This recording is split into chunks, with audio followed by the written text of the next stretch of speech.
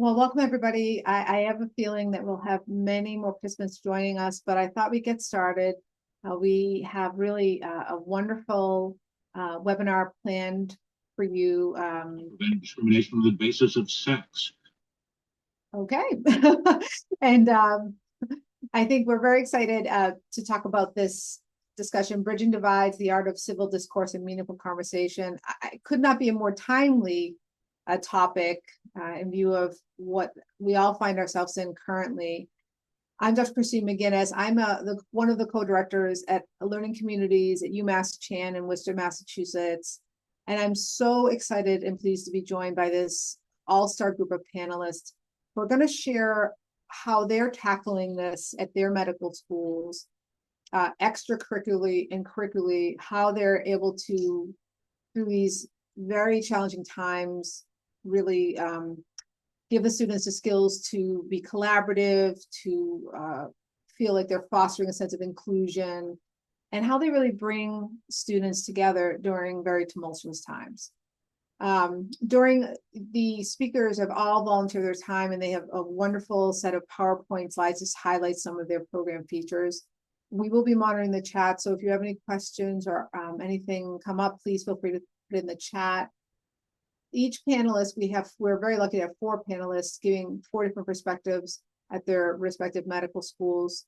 We'll have time for chats, but at the end, after all the panelists present, we'll also have plenty of time to ask any questions of the panelists, and also just share your own experience at your medical school, your thoughts and comments. We really want to learn from each other and have this be just a wonderful way and format to share best practices and best ideas.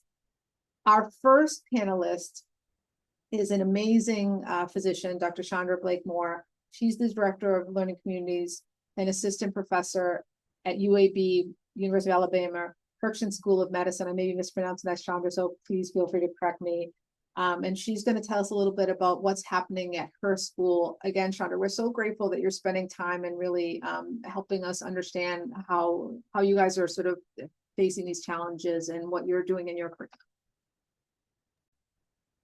All right. Thank you so much, Christine, for having me. As she said, I'm Chandra Blakemore, and course director at UAB Hearsink School of Medicine for the Learning Communities program.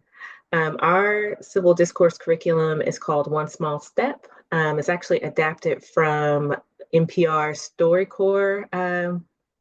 If you've ever heard of StoryCorps, listening to the radio, they have a component that's called One Small Step, and I will describe a bit more of that in a moment. We'll go to the next slide. We do this with our first years in the spring. This is our 4th year doing this as part of our Learning Communities curriculum.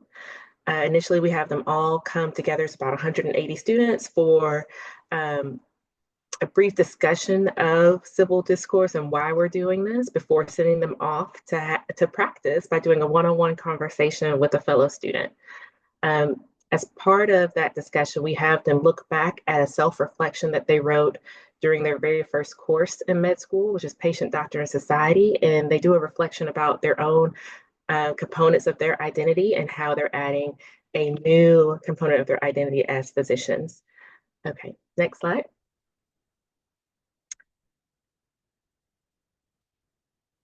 We also, before we set them loose to have this conversation, we discussed some ground rules, including to first remember where they're coming from. And that's where some of the reflection, looking back at what they wrote at the beginning of med school, comes into play. Go to the next slide. And then we are asking them to potentially talk about things that they may be a little more uncomfortable for them. I was always raised to not even talk about politics. And so we're actually telling them to go talk about politics. And so we give them some group guidelines or norms, ways to broach the conversation if they reach a topic that is more uncomfortable. My favorite is the oops and ouch at the end. So if you say something that you can tell by looking at your partner, like, hey, maybe that was offensive, you can say, oops, I didn't mean it that way. Or if they have said something, one way to kind of pause and reflect and kind of understand where they were coming from is to simply say, ouch. Okay, next slide. The other thing that we stress with them before we tell them to have this conversation is that the point is not debate. We're not trying to get anybody to believe what we believe. We truly just want to understand where our speaking partner, is coming from. Um, and so if they're saying something that you may not necessarily agree with, you can ask more clarifying questions. You can ask them to tell me more. And then sometimes it helps to share your own story. So after we've kind of discussed those ground rules, we introduce uh, the conversation guide. So we actually have adapted something that's from NPR and their StoryCorps program. The One Small Step program gets two people, usually from different backgrounds, and there is a discussion guide that you can find online that we utilize. And you could even record these conversations and they can get uploaded to the Library of Congress. Our first few years, we told the students this, like, hey, if you'd like to record it, you can go to the website. And the looks of fear on the students' faces quickly told us that we're not going to even say that anymore. Like, this is just a private conversation between you and the person you've been paired with. And we have them look at the One Small Step guide from online, and then they can use that for the conversation. Some of the things from the guide go from just introducing yourself, like take 3 to 5 minutes to kind of tell your life story, like where you're born, big event lives that shaped you, any issues that directly affected your life. So you take turns doing that with your partner. And then they ask more questions like who's been the most influential person in your life? What was your earliest memory of politics? And then was there a moment or experience that shaped your beliefs?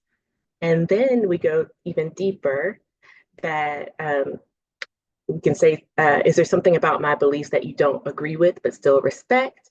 Or when thinking about the future of the country, what are your fears or concerns? And these are just ways to get the conversation going.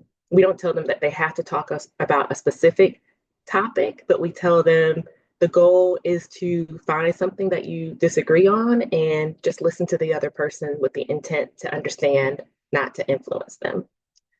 After they finish the conversation, which we intend for them to go off on their own after our initial introduction and have about 30 to 45 minutes to have the conversation. The only thing they have to do is fill in a brief survey. Next slide.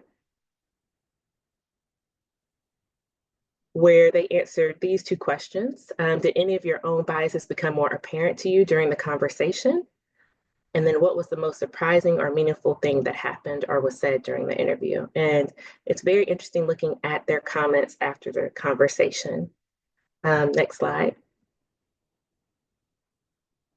So some people had more to say than others, but I thought this one was interesting. One student said, growing up in an Indian American immigrant household in an ethnically diverse neighborhood during high school, I had grown up with the stereotype that first and second generation children of immigrant parents grew up with a form of tiger parenting that emphasized academic success and professional achievement, often over mental well-being. During the interview for the One Small Step activity, I was surprised to learn that my peer, a white male who grew up and attended school in Alabama, had also grown up with the same emphasis on academic success from his parents. And like me, he had to overcome the internalization of our parents' goals and expectations like academic perfection. I then realized that it was an oversimplification to assume that only immigrant parents encouraged or pushed their children to attain academic success. Despite outward ethnic or racial differences, in order to be accepted to and graduate from the academically challenging journey of medical school, many of my peers and I likely grew up with the same emphasis on higher education and academic encouragement from our parents. And it's important that we take care of our mental health so that those internalized expectations do not consume us. Okay, next slide. Some of the other comments included, perhaps I definitely felt that I had impressions about the range of my One Small Step partners' religious or social views based on them growing up with parents in a community with similar views and beliefs as mine. Another student said, yes, I've thought a lot about my experience as a minority raised in a rural area. And I think I do hold some biases when talking to rural people due to this. My bias is that although I was raised in a rural community like many others, my experience was vastly different in terms of my family life, the expectations my parents had for me, and the things I would accomplish. And then some of the examples from what was the most surprising or meaningful thing that happened or was said during the interview. Even though we have different political beliefs, we agreed about our future concern for our country. This realization was meaningful because it showed that even with different opinions, two people can care about something deeply. Another student said, although coming from quite different backgrounds, our experiences and beliefs overlapped much more than expected. And then finally, a student said, it was surprising we could just say our political party without immediate disagreement. We actually ended up agreeing we are both worried for our healthcare system and something needs to change. All right, next slide. So we usually get very good feedback from our students and from faculty about this experience. Before we initiated it the first time, we as the mentors went through the process ourselves with each other. And I can personally say I thought it was pretty eye-opening as well. The faculty member I was paired with, even though we had the same political leanings, how we got there and learning about our backgrounds, we had very different journeys to the same endpoint. So it was just very interesting hearing each other's stories. One thing we did get in evaluations was that some students felt that they would rather be paired with someone outside of their LC. Initially, we had students within their own LC get paired off, which could sometimes, for some students, make it awkward when we had our subsequent session where we debriefed the experience because they were like, I want to talk about what happened, but I feel odd if they're sitting right there in the same classroom with me. So this was the first year that we completely randomly paired the students. And so I am looking forward to our end of semester evaluations, as well as our student-led curriculum committee to see what they thought about that. The other thing that we did was a few times, most of the time we got these great responses like the examples I included, but others we had something like, no, we agreed on everything. The only thing we could find that we disagreed on was our favorite color, which was obviously you want them to dig a little bit deeper than color, what color they like the most. So we provided some sample questions in case students found themselves in that situation. Next slide. These are some questions provided by students. So just thinking about completely different situations to see if they agreed or disagreed about social media law in Australia, and should that be something we could consider doing in the US? Should colleges eliminate the use of standardized tests? Should everyone be required to serve in the military? Should animal testing be illegal? Tipping? And should video games have restrictions? So our hope was by providing some additional questions, if going through the one small step packet that they're given, they really couldn't find anything that they disagreed on, that they could then refer to that. So we don't have evaluations yet from this semester since we just did it, but based on the past 3 years, I think it has been very meaningful for the students. And that's our curriculum. Great, thank you so much. I mean, that's so wonderful to be able to sort of really get these conversations and really, like you said, tell a story and try to understand another perspective rather than trying to convince, a student of another perspective. I know, so Amanda Gray is our next panelist. She's the Director of Student Affairs. I can only imagine a challenging job again in these times, but I'm sure that I'm so excited that you can share with us from the University of Kansas School of Medicine some of the ways that you're actually working with your students around this important area. Thank you for having me. As Dr. McGinnis said, my name is Amanda Gray. I am the Director of Student Affairs at the University of Kansas School of Medicine. I'm located in Kansas City. And I just want to start out by saying that I am just a representative of the team of really amazing faculty, staff, and students who have worked to put our curriculum together, including this Engaging in Our Differences session. And so I'm really excited to be here and would particularly like to recognize Dr. Heather Rissler, who works in faculty affairs at our institution, for her partnership in the creation of this particular Engaging in Our Differences session. Next slide, please. So a little bit of background about our institution really quickly. We matriculate about 211 students per class across 3 campuses. Our primary main campus is Kansas City, but then we have campuses in Salina and Wichita as well. Across those 3 campuses, we have 8 societies, 6 in Kansas City, 1 in Salina, and 1 in Wichita, which students are randomly assigned to.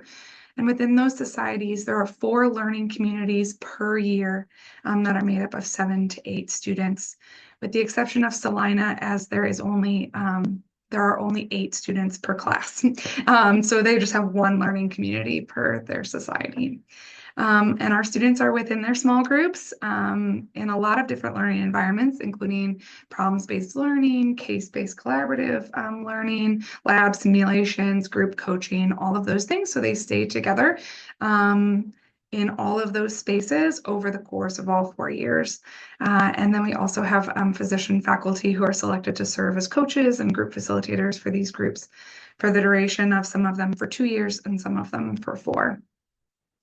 In the academic year of this year, 24-25, we launched a new medicine as a profession curriculum for students.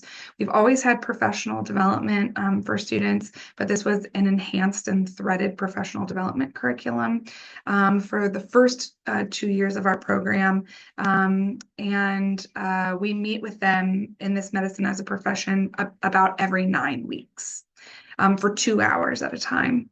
And we started with this class of 2028, and we will continue to roll out to all of the future incoming classes. And I also put a note here that we are exploring what a course, an actual course within the curriculum would look like for medicine as a profession, and we'll likely roll that out in the next year or 2. Next slide, please. So the program I'm going to tell you about, the session I'm going to tell you about is engaging in our differences, but I wanted to give you a little background of how we got there throughout the year. And so when creating this new curriculum, we wanted to ensure that we were meeting students where they were at the right time. And we didn't want to throw anyone into the deep end of tough and challenging conversations without first establishing some sense of belonging and safety within their small groups. And so we've kind of like built over the course of this year with our students. Some of those things started in orientation on day 1.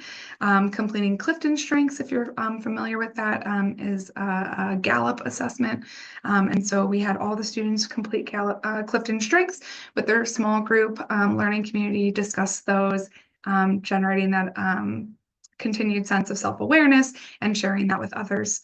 Participating in a personal identity session and completing an oath of commitment, which is framed after the Hippocratic Oath, which helps us bookend their medical education journey with us.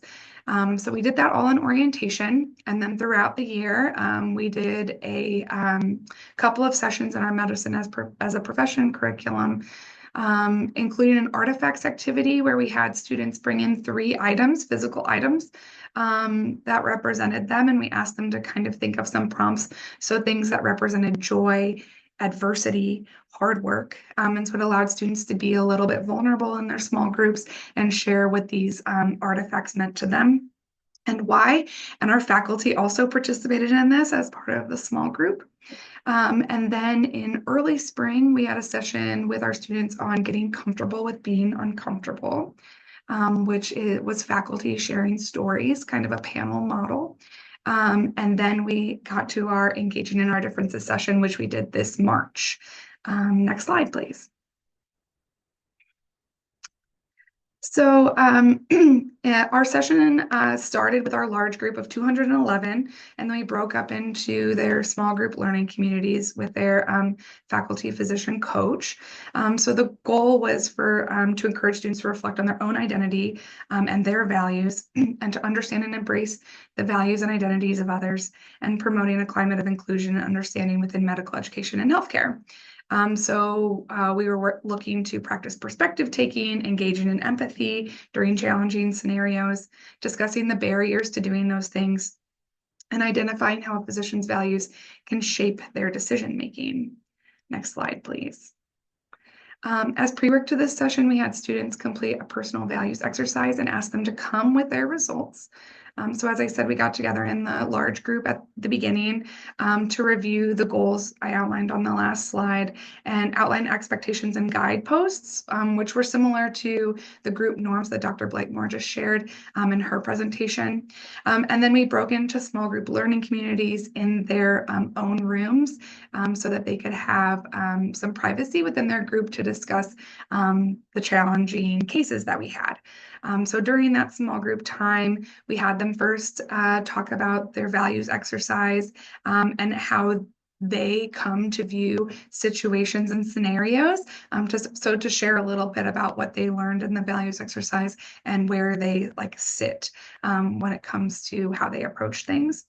We pulled up the Hippocratic Oath for them to review and then had them pull out values of the medical profession and then how they aligned with their own personal views as students. And then we introduced two separate cases. The first was cross-cultural differences in communication about a dying child.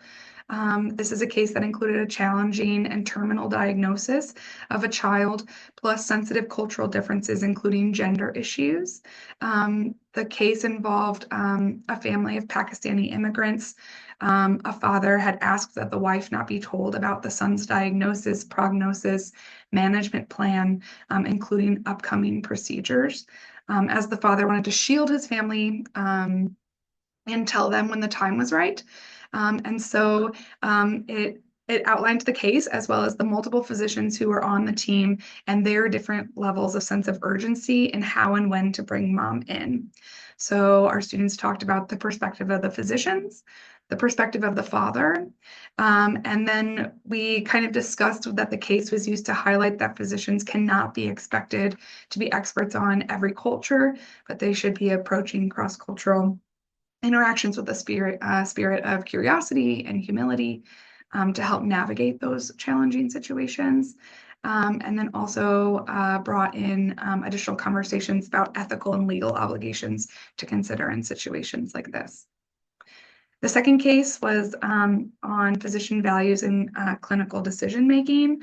This case addressed a sexual history of a patient and an STI diagnosis and discrimination against a patient with an LGBTQ plus identity and the topic of religion within medicine.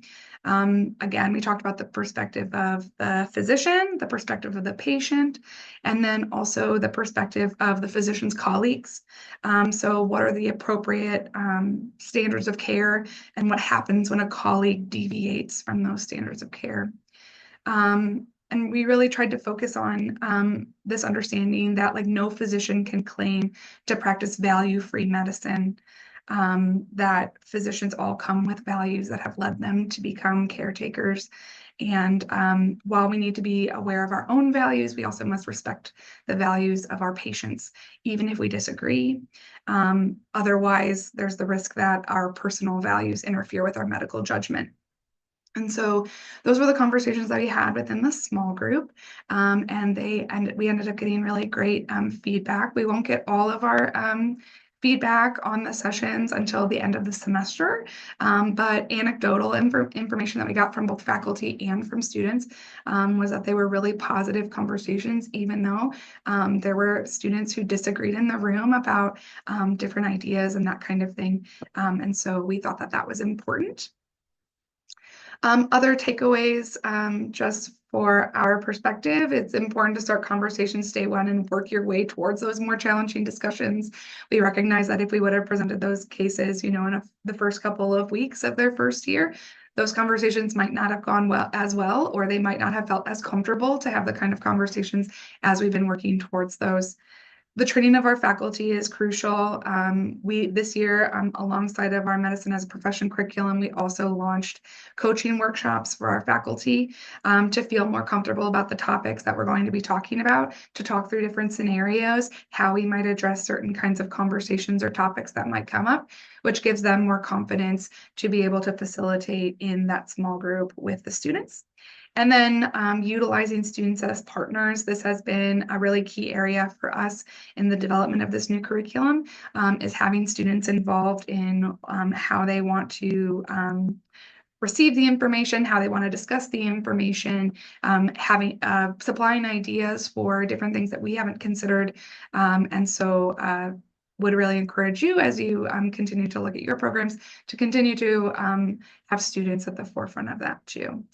And that is my information on that last slide. And that is what I have. Thank you.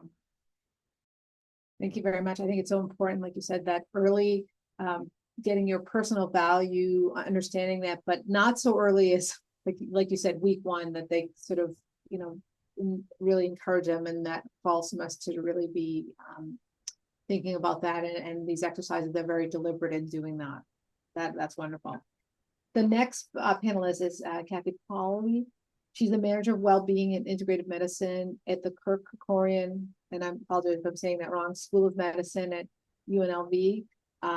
Thank you very much. And she's accompanied by our student. I want to give Mira Dani immediate praise. I think it's so amazing. Thank you, Mira, for joining us. As a student, I think we're all so excited to hear your perspective, and I know you were integral in this curriculum. So thank you both for presenting this. Nice to see you all. So again, my name is Kathy Polly, and as she said, I'm here with Mira, who is taking a break from step 2 studying right now. So all of that fun as she moves into her 4th year. So we just a quick background on our school. We are a newer school. We're about to graduate our 5th class. And we just implemented learning communities with our class of 2027. Our class size is still pretty small. We're at 66. And we're in the middle of an accreditation right now. So we'll probably be there for another few years, but we're looking at slowly growing. And that was really our goal when we were starting learning communities was, as class sizes grew, we wanted to make sure that we had ways to kind of keep our students connected. And so Mira was part of our initial planning group, and we talked about all of these amazing things that we were going to do. And then as the date got closer to the class of 2027 starting, we were like, ooh, let's pull back. And so our first year, we really shifted to a focus on connection, community, and well-being within our learning communities. Next slide. Thank you. So I was able to gather an amazing group from Mira's class to help me plan out 3 days of orientation, because we really wanted to make their orientation fun, to get them really excited about these learning communities. So gathered a group of students. The morning of all of their orientation sessions was really those important things that we need to tell all medical students. And then afternoons became dedicated to learning communities, and they were all run by upper level students.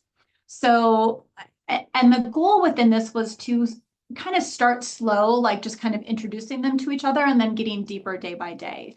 So day 1, we kind of matched them into their learning community. We did some icebreakers. We did some team building activities. Day 2, we do a really fun scavenger hunt with our students. We have an ice cream social. And then Mira was in charge of day 3. So I'm going to let her kind of share what they came up with, which was amazing.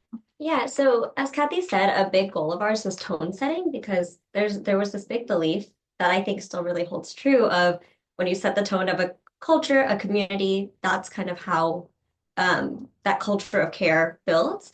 So our day 3 was our campfire activity. And you can see some pictures here. We had campfires up on like TV screens, but they were led by upper level students, 2nd, 3rd, and 4th years. And we broke each LC group into 2 groups because we found one LC to be slightly large. So there would be about 8 new students along with 2 upper level students. And they would go out into our big building, find kind of a private space, either a classroom or a cozy wellness space, and play this game for a few hours. That was a modified version of the card game We're Not Really Strangers, if any of you have heard of that. Next slide, please. Yeah, so this game would start out with establishing some ground rules facilitated by our upper level students. These ground rules are kind of ones that have been talked about by previous panelists for their activities, but surround active listening, no phones, no devices, confidentiality, what stays in or what happens in campfire stays in campfire, being open, assuming good intention. Sometimes we don't word things quite perfectly, but really trying to understand people's intention behind what they're sharing, and being comfortable with silence. Uh, especially if someone is thinking about their answer, just kind of letting that flow. Next slide, please. So then we would play this game. So the facilitators had a list of questions that were broken up into 3 levels. And Kathy and I thought it would be fun to kind of simulate this game With you all. with you all. So if in the chat, whoever is able to participate could answer this first level 1 question on a scale of 1 to 10, how messy is your car? Feel free to just send it in the chat.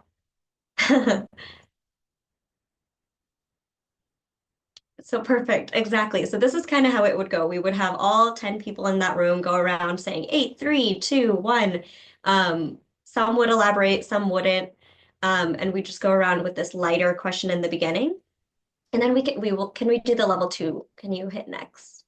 So then we'd move on to there would be multiple level 1 questions. Then we'd go on to the level 2, which is a little bit more intimate, a little bit more serious. So again, in the chat, if you could answer, what's your favorite adjective to be described with? Okay, funny, kind, empathetic, encouraging, genuine. Awesome. Feel free to keep sending those in, but students would kind of share, and that was a little bit more deep, a little bit more intimate, a little bit more about getting them to know each other without kind of that pressure of unpacking everything. So they do a few level 2 and then level 3 questions. For this one, feel free to put it in the chat, but if we could have 1 or 2 people also raise your hand or unmute and share, it would be a deeper question. So something along the lines of this question. So if anyone wants to share, we would really appreciate and encourage it.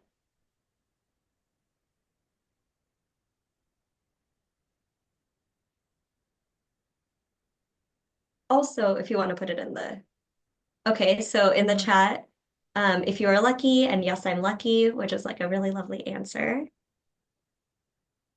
I definitely think you can have a calling. I think sometimes people are called to many things. The calling can change at different aspects of your life and professional journey. So I think, yes, you definitely can have a calling. And I am very fortunate. I think they've found mine, but I think the calling I had 20 years ago is different, slightly different than the calling I have today. Yeah, that's awesome. That's awesome. So we'd have students share kind of about questions this caliber, this level. And it was interesting to see how students starting on this really big journey of medical school viewed questions like this. So if you could go to the next slide. Yeah, so these were some more sample questions that were in each of their categories. And a lot of these questions, some students would pass if they were uncomfortable, but it definitely, the flow of it helped them warm up. So starting with, what was your major in undergrad? This was a great way to learn about non-traditional students versus traditional students, describing your perfect day in exactly 5 words. A lot of these are silly and fun and lighthearted, and then slowly get a little bit deeper. So we'd have, I think, about 3 hours worth of questions. I think 2 to 3 hours. Some groups went way longer than others because they really clicked, but we made that pretty flexible for them. And the other kind of beauty of this was it was private, so it was just those 10 people in that room talking about these facilitated kind of questions. Next slide, please. Oh, go ahead. So, and then after, what they had them do was write themselves a letter to their future selves. And then we actually made s'mores. So I bought a bunch of s'more machines, and I was shocked at how many students figured out how to light a marshmallow on fire inside our brand new, beautiful building. But it was a lot of fun, that kind of second part to that, where all of the learning communities came back. Awesome. You can go to the next slide. So I just wanted to share a little bit of the data that we had from our first 2 classes that we've done this with. So through participation in student-led LC orientation activities, I have a greater sense of inclusion. And both classes felt strongly that we had hit that. And then an opportunity to feel connected and included. And again, I think we did really well with hitting some of those goals that we had. Next slide, please. And then I just wanted to share a few of the narrative comments that we received. And I think these really say a lot about the students that were leading these sessions, talking about feeling that sense of belonging, feeling really close to their peers, and really getting to connect and feel more comfortable with some of the older students even. And then I did add, this actually was the only negative comment that I could find, and that was the very bottom one. The campfire activity on day 3 felt forced and very inorganic, which kind of led to our key takeaways that I'm going to let Mira share. So something that we really took away from this is we're on the right track for creating that environment and setting that tone of inclusivity and safety, really fostering that community. It was really critical, however, that we chose good student facilitators and student facilitators who were comfortable with this heaviness. So a lot of the student facilitators that were chosen had already participated in Mind Body Medicine, which is a small group activity that Kathy runs with our wellness department. And they were more comfortable facilitating because Mind Body Medicine is very similar in that it is a small group that unpacks kind of these complicated topics. So making sure that we have student facilitators that are good at making that feel organic and making that feel more comfortable for new students is really critical to this activity. And then also making sure those student facilitators are prepped and trained. I know that when I got feedback from the student facilitators for this activity, some said, oh my God, we were weeping, we were sharing, everybody was holding hands, and it was really kumbaya. And some said, my student facilitator talked about Anki the whole time, and I think he missed the point. So I think really making sure we prepare them and say, okay, what is this about? Is this about making sure they feel prepared going into school? Not so much. It's making sure they feel supported and making sure that this is a time where we can kind of get out that imposter syndrome or insecurity or just downright nervousness that kind of comes with starting medical school. And then making sure that each of these groups were consistent, which is kind of our big challenge that comes with training everybody. Obviously, this is a really personalities-based activity, and so making sure there's that consistent set of guidelines and consistent intention behind what this activity is supposed to be is really helpful helpful for us to think about moving forward. And then just including instructors and professors into these kinds of activities to bridge that student faculty divide as well. Next slide. Was it? Great. Well, thank you very much. These have all been such excellent presentations. I'm sure that there are probably many questions, but I just to start us off, I was wondering, these are all wonderful orientation and preclinical years. Have you had any feedback about how these programs, for those of you who've had them for a few years, what do the clinical students sort of think? Do they feel that these really are tools that they've been able to apply to the clinical years? I think we all know the clinical years has their own set of unique stressors for our students. And I didn't know and are there any additional parts of the course that apply to the clinical students, the 3rd and 4th years? I know some of the newer programs, probably not yet, but is there a plan for that in the future? Mira has something to share for this one, and given that she just finished up her clinical experiences. Yeah, so because our programming is really new, obviously we're only now having students who've done this orientation enter clerkships, but as a student from the other hand who participated, I think the feedback that I got from my fellow students was this is the stuff that feels like it really matters in clinicals. It's the stuff that makes you feel like a human again. It's the stuff, you do your trauma rotation and you weep and you learn how to weep with your fellow students. And this is kind of that being able to hit that level of intimacy with your peers because they're the ones who understand what you're going through and then share that with other classes. activities like this really help continue to foster that and set that tone for that when you go into your clerkships and you are having a hard time. And then you're like, okay, this is someone I've been vulnerable with before, and now I'm able to do it again. And I will add to that, we do debrief luncheons with our clerkship students. So we just, our class of 2027 just started their clerkships. They just had their first debrief luncheon today. And the guidelines that we give them are the same guidelines that were used when we do the campfire activity. And it's really about allowing the students to share what's happening and just looking at the feedback I got from today's lunch, and a lot of students were like, it was nice to feel vulnerable. Like it felt good to share what I've been going through and to feel like I was in a safe space. So I hope that what we're creating for most students will continue into their clinical space. I will say for us, as I said, the medicine as the profession curriculum started with this year's first year class. And so the plan is to thread that through all 4 years. And so we're looking at what that would look like when they get into the clinical space. We already do some group coaching in what we've already established with our 3rd and 4th years, those kinds of things, but how to make it more intentional and more connected.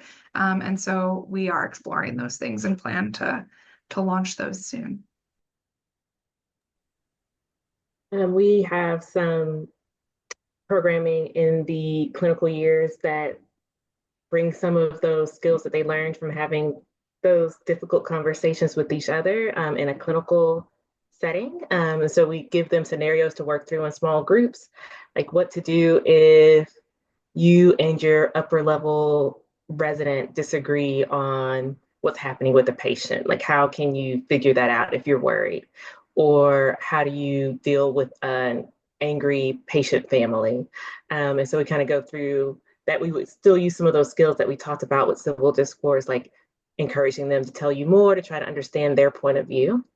Another thing that we do in the 3rd year is a session called Being an Upstander. So how to help stand up for a colleague or a peer if someone says something that unintentionally, usually, may be inappropriate, and how to do that in a way that feels safe for the student. Because if it's an attending saying something, you might not feel as bold to be like, hey, that's inappropriate. But what are some other strategies that you can use to help your peer feel supported?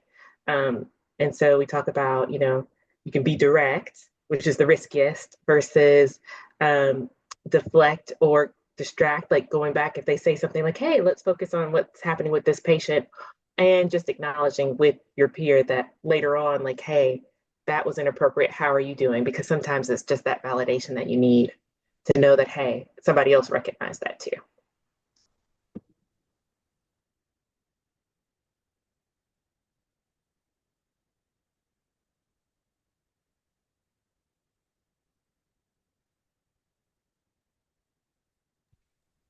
May I ask a Yeah, question? we have a question. Yeah, go ahead. I first want to begin by just thanking the presenters today. All of you, I loved hearing about your programs. Mira, it was delightful hearing from you. I think co-creation is really an important component of programming today in medical schools. And if you and our students are any reflection of the future of medicine, I think we're in good hands. So thank you all very, very much. I'm Roshni Pindopal. I'm the Dean of Admissions, and actually I run our doctoring program. And a lot of our your doctoring leaders at all your schools, we have a national committee called Docs, and we meet and we've been really talking about the importance of continuing these doctoring skills across the 4 years, right? As all our curriculums have shortened, become integrated, the preclinical phase is getting shorter and shorter. And all of these skills that you've talked about, right? Having difficult conversations, feeling in community, kind of leaning on each other as sort of professionals, all of these are doctoring skills that take a lifetime to do. And our institution is moving towards learning collaboratives next year. So I came to this and I got some ideas. I love that. But one of the things that we piloted this year already is that when our students in the clinical years, 3rd and 4th year, meet, they come back to class after sort of being scattered and doing rotations, what we call intersessions, we have started re-meeting in their on-doctoring or their doctoring clinical skills group. And we do varied forms of what you all talked about, sort of difficult conversations or, augmented how to break bad news. We covered it, but now we're doing sort of part two as there. We do a lot in narrative medicine, and I found one of the sessions that our rising fourth years really enjoyed is something I did with the first years on humanism and professionalism. Right? I did it before their white coat ceremony for the current first years, but I did the same thing with the rising fourth years. And, in many ways, they were so ready for it now after having been in clerkships and seeing things. So it's really nice. I loved the ideas you gave me. I hope I've sort of contributed to saying, yes, this is a great thing, and we need to continue it across the arc of 4 years, really, and beyond. Thank you.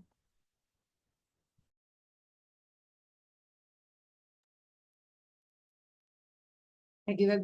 That's so helpful, and thank you. It's so important. I was wondering as you were talking, it is so important to the longitudinal aspect of it.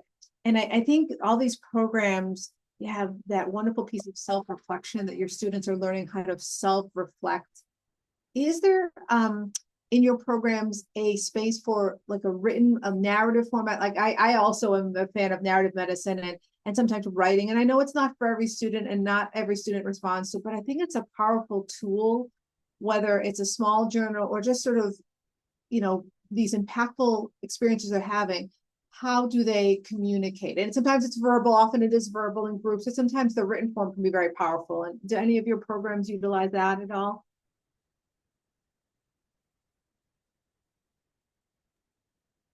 We do have the opportunity in a number of spaces for students to write reflections that are then submitted to their coaches. And so they're not for everyone to read, but for the person who works with them on a regular basis to be able to read. And then when they have their one-on-one meetings, continue to reflect.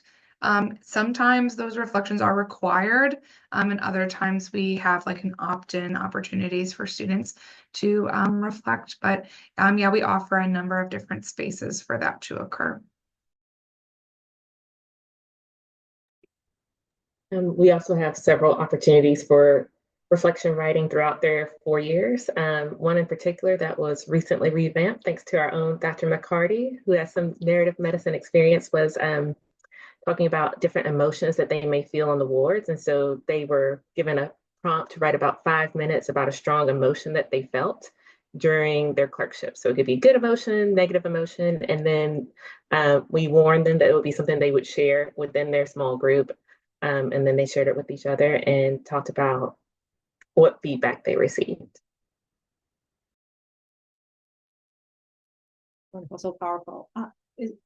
Deshaun, I'm sorry if I'm pronouncing your name incorrectly. Did you have a comment or question? Yeah, no worries. Just wanted to introduce myself. I'm a current MPH student at the Rollins School of Public Health at Emory. Right now, I'm writing my thesis on learning communities, and actually, we're doing our first qualitative and quantitative analysis of our mentoring and advising programs within our school. Not all of our departments have taken it up on it, so we're hoping that this thesis will lend some insight to that, because most of the research that I've been able to do so far has only yielded results within the medical field, and really almost little to nothing within public health.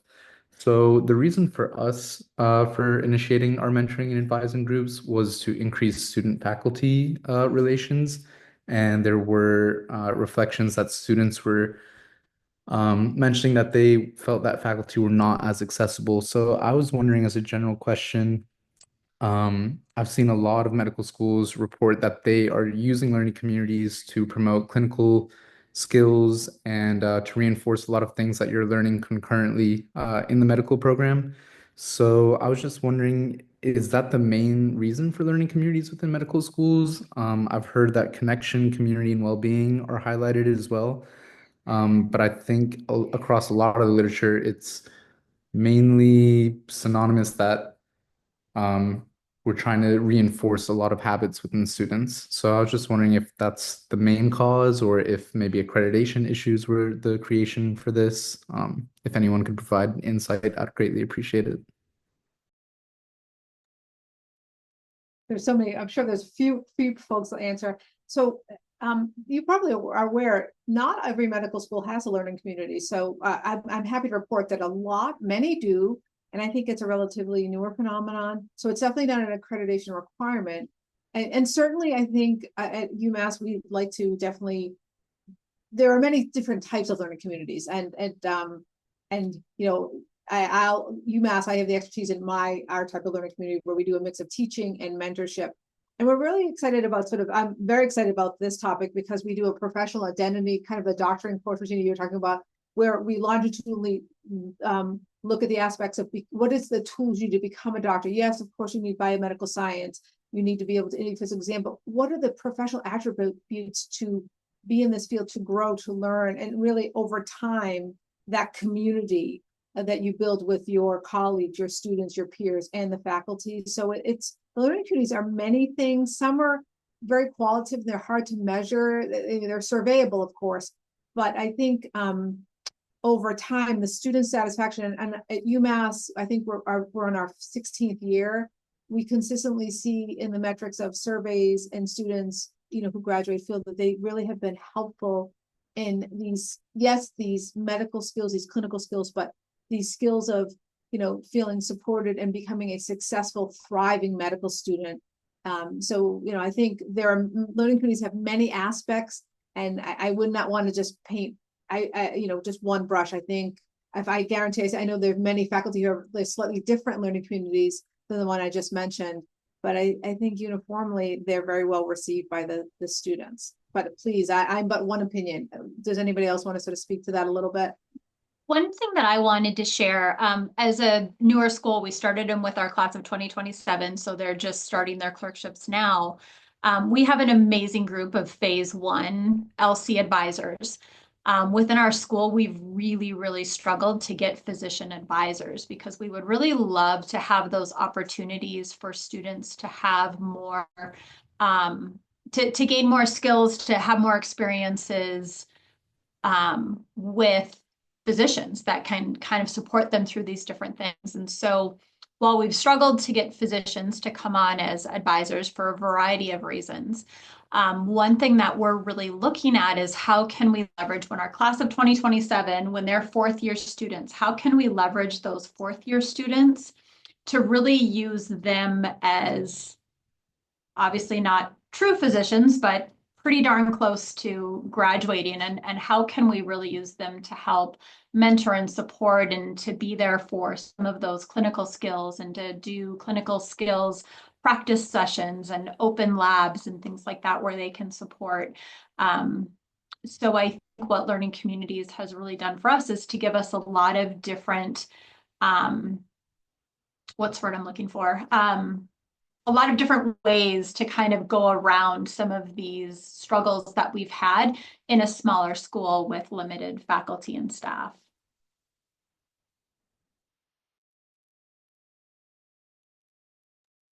I'm happy to just chime in. As I said, we have not done it. In fact, Christine, I didn't realize you were from UMass. So Dave and Mike came and talked. I mean, but I want to reiterate that it's definitely not an LCME requirement, and we have a very strong clinical skills program. So that is not the reason we're doing it. We are more doing it for that longitudinal connection, community, sort of a family within a family kind of thing. We're a small school, only 96 students. So it's not like we were struggling with that. But I really think being a school where in the third year they go all across the country, they don't all stay at the same hospital, those connections kind of get lost. And our thought was, if we form sort of these longitudinal connections, things like peer mentoring you talked about, but having fourth years really had this really strong big sib, little sib connection. So my perspective is where these work is more in that community connection building, peer mentoring thing rather than clinical skills. I don't know.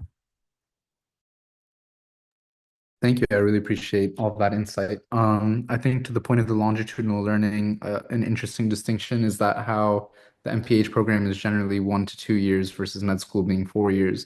And currently our program only offers mentoring and advising community groups for the first years. And then we have Sometimes some years we've had second year students kind of facilitate some groups and stuff, but I think we're gonna head towards possibly doing it for both years, considering how much of an impact it is to have longitudinal relationships.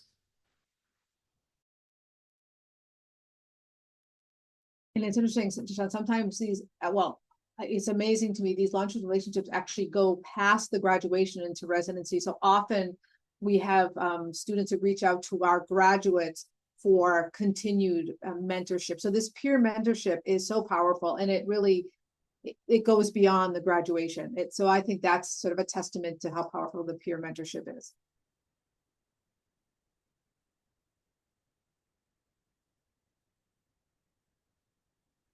Oh, can I ask a question? Absolutely.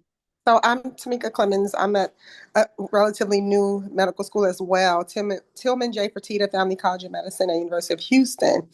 And we started learning communities a couple of years ago, but the official one was for this particular class of 2028, where they had 6 of us to become learning community professors. And I had been a learning community professor before at Meharry Medical College, where I was at prior to joining here 2 years ago. But one of the things I think we're struggling with more so than I've seen at Meharry is the students' lack of trust of anyone, not just faculty. They do not trust their peers. They do not trust students who are a year ahead of them. So we just had an environmental survey where they said that in there, like the first years don't trust the second years. And so we're struggling with how to fix it for the next class, the class of 2029, before they come in July. And so I'm brainstorming, I'm reading, thinking of ideas. I am not the head learning community person. It's someone else. He's actually in Honduras right now. But I'm here just trying to get an understanding from other perspectives. So thank you all for sharing. But it seems like ours is super unique with this trust issue. I have a lot of thoughts on this. I think I absolutely know what you're talking about. I think there is, whether it's, cause or effect, medical school makes it very difficult medicine in general makes it very difficult to kind of build that trust and build that camaraderie. And for a lot of reasons, there is that between students and between faculty and between, different structures. My one kind of perspective as a student is that I think the more activities and the more opportunities you have for community to come together, the better. I think sometimes it's not just a matter of doing like one really great event, but doing 10 events and making and kind of forcing these people again and again to come together. And then my other thing is I think a lot of that in medical school as students comes from this place of imposter syndrome or just kind of struggle. So one thing I think Kathy and then our learning specialists made a really concerted effort to do for the class after ours is highlight students who struggled. So like, for example, I failed my cardiology exam. I really failed it. And prior to that, I thought I was like the only one on the planet who'd ever failed my cardiology exam.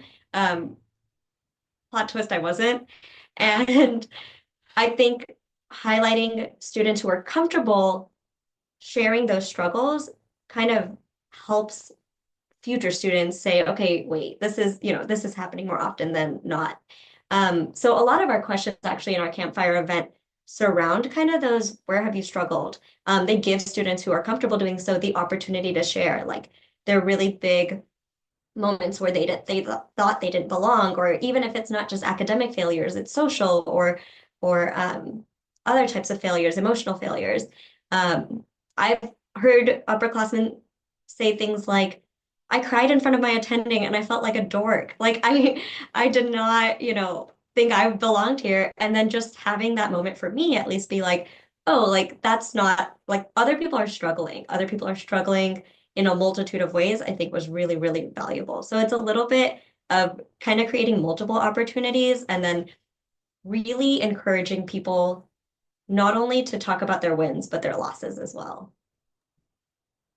I would also Thank you. add to that. I think that Mira, you're so right in the like peer-to-peer and having that, but I think we've also seen a lot of success in giving our faculty more permission in the small groups to also be vulnerable.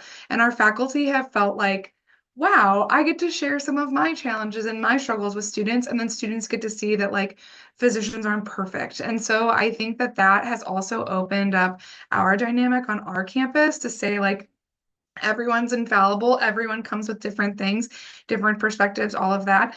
And by still having faculty be the facilitators in our spaces and our conversations and all that, but also being available to share like their perspective. You know, I talked about the artifacts activity where we encouraged people to bring things. Our faculty also participated, and it allowed our faculty to say, like, here's something that represents my adversity and like where I've overcome things and that kind of thing. And so I think it opens up that additional level of trust that our faculty are also willing to be vulnerable with our students. And students have really appreciated that. And our faculty, like I said, feel a little bit more free to be able to not have to like put on this like perfect kind of perception. I think that role modeling is so important. That faculty vulnerability really engenders trust. And I think just the normalization of failure. Failure is very much part of medicine. We're growing every day, and part of growing is making mistakes and learning from them, and just normalizing that. I know there's probably some, but I think those things over time, I think it's one of those things that it takes some time to build back trust, but those things can definitely, I think, be a first positive, important step.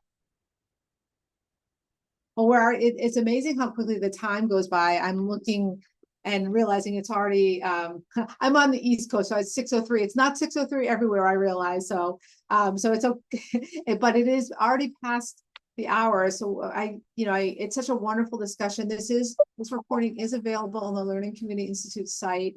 So the excellent slides from our presenters are available that way. And I think certainly we can provide the emails if you want to get in touch and hear more about individual programs or just get some. The wonderful thing about our learning community is our sense of community. And I know I feel like I can speak for our panelists and say that they would all be happy to hear from you with any questions or comments, or just, hey, this was great at your program, can you tell me more? And it's wonderful to continue this discussion. So thank you so much. And Jamie just put in the chat that Jamie can certainly be our resource for connecting people who want to be connected as a result of this webinar. But we really appreciate, and a special appreciation to our wonderful panelists and our wonderful medical student panelists. Thank you, thank you, thank you. That was wonderful. And thank you for being so vulnerable and sharing your experience with us. It's so very much appreciated. And we're very excited. And thank you all. And feel free to also, we're as a committee always looking for webinars or topics that would be impactful to our community. If there is a topic you say you really should do a webinar on this topic, feel free to reach out to us as well. We're always happy to hear your thoughts and feedback. Thank you again. I hope you all have a wonderful